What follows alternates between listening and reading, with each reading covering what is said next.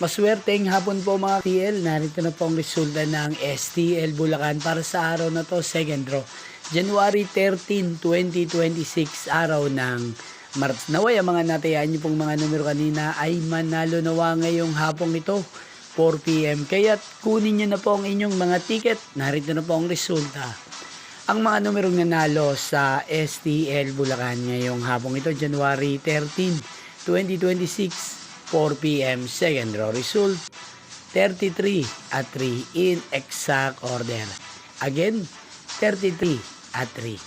At ngayong hapong ito sa STL Bulacan, natin pong i-shoutout ang lagi pong nanonood at sumusbaybay sa channel to, si Ate Irene ng Bulacan. Shoutout po sa inyo, Ate Irene. Sana po ay nasa maayos kayong kalagayan. At sa lahat po ng mga taga Bulacan, shoutout po sa inyo. Inyo pong napanood ang resulta ng STL Bulacan. Magkita-kita mong muli tayo mamayang 8 PM. Thank you for watching.